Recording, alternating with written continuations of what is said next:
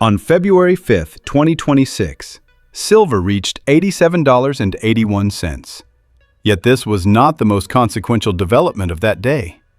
The more salient point was that, at the same time, the U.S. Department of State announced a coordinated mineral procurement framework involving nearly 50 countries, while dozens of U.S. states were in parallel processes of legalizing the holding of physical metals within state treasuries. If the activity in question is no longer a market transaction, but a governmental action, then the central question is no longer what is the price of silver, but rather what occurs when the largest buyer ceases to treat price as the primary variable. If one were observing trading screens on February 4, 2026, the dominant sensation would not have been panic. There were no alarms, no crisis headlines scrolling in red. Markets remained open, transactions continued, and charts oscillated in familiar patterns. Yet one element was distinctly anomalous. Silver prices moved at a speed exceeding the market's customary capacity to process information, then stabilized at elevated levels, as though a standing buyer had already positioned itself beneath the market, absorbing the entirety of selling pressure. The prevailing sensation was not fear, but a taut stillness. The stillness of a market beginning to recognize that the buyer operating today was categorically different from the buyer of yesterday. Throughout that same day, policy signals emerged in a dispersed and understated manner, neither amplified nor framed as breaking financial news. A multi-government mineral procurement mechanism was confirmed. At the subnational level, legal frameworks governing physical metal reserves continued to expand. No statements addressed silver prices directly. No recommendations were issued to buy or sell. Yet when these developments are assembled into a single frame, an unavoidable question arises.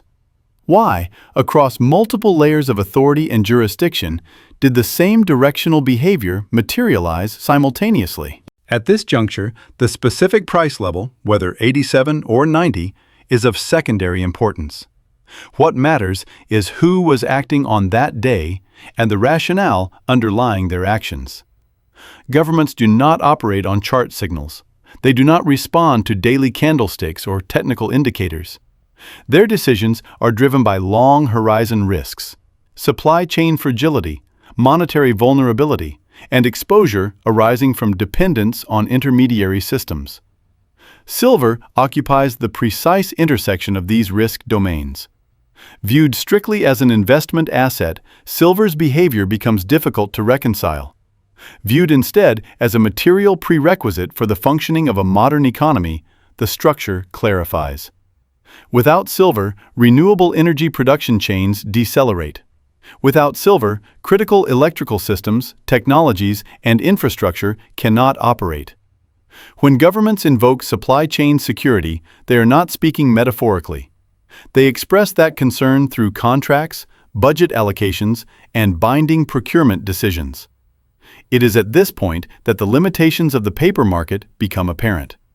For decades, silver pricing has been shaped primarily through financial instruments whose notional trading volumes vastly exceed deliverable physical supply. This condition is not abnormal. It is intrinsic to modern market design. However, such a structure remains stable only so long as the majority of participants accept deferred or purely financial settlement. The structural tension emerges when a new category of buyer enters the market and does not accept that premise. Consider the position of a state-level reserve authority or a national strategic program. Their objective is not quarterly performance. Their mandate is to ensure access to physical material 5, 10, or even 20 years forward.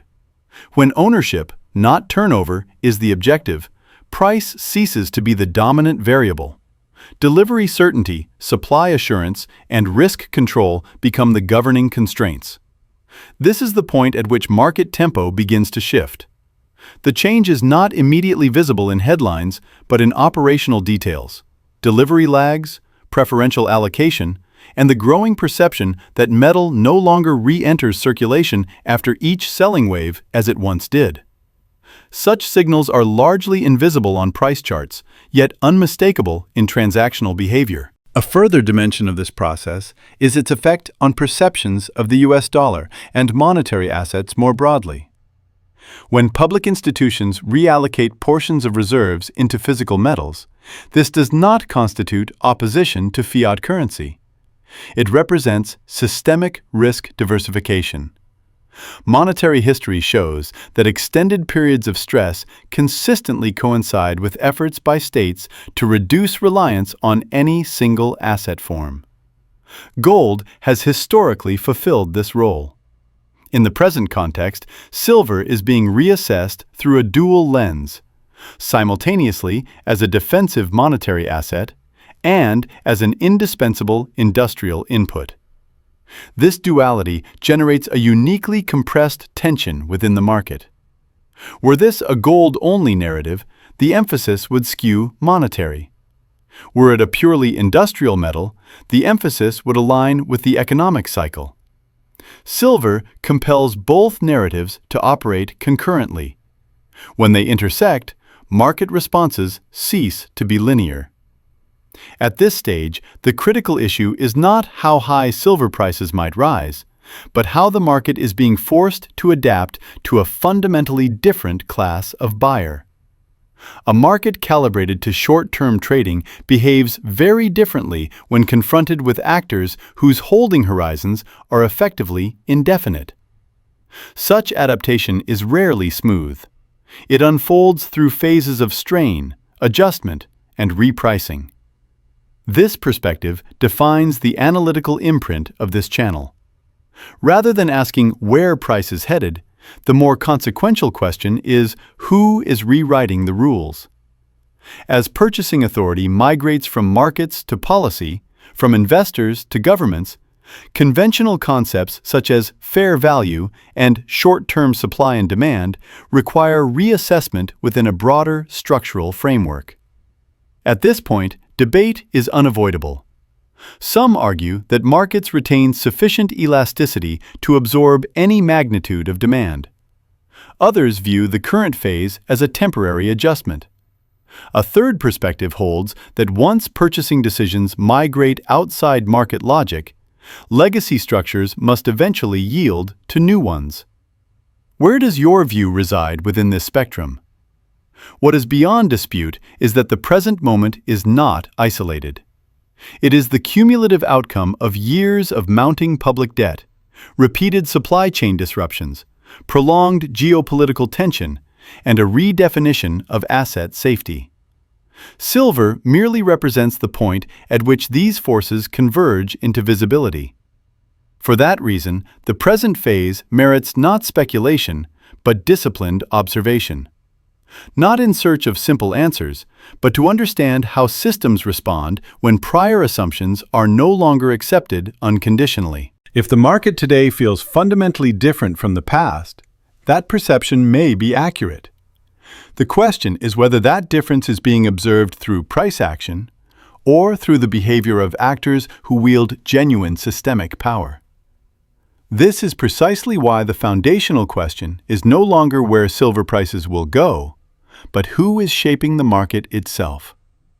When governments procure silver as part of monetary, industrial, and security strategies, it no longer behaves as a conventional commodity. Price becomes a surface signal. Power resides elsewhere. Monetary history shows that when trust structures shift, gold and silver do not appear as solutions, but as inevitable consequences of broader political economic decisions. The present environment is no exception. Public debt pressures, supply chain restructuring, and technological competition, from energy systems to space, are forcing states to reconsider how purchasing power is preserved over extended horizons. This process is only beginning. Policy frameworks require time to operationalize. Procurement programs require time to execute. And markets require time to recognize that the new buyer does not behave like the old. The coming months will not resolve all questions, but they will leave unmistakable traces for those observing the correct signals. How do you assess the implications for the US dollar, gold, and silver over the coming decade? As technology, defense, and finance increasingly intersect, which signals do you believe markets are failing to recognize?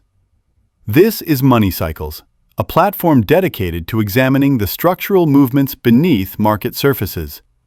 If you wish to continue following this line of analysis, you know where to find us.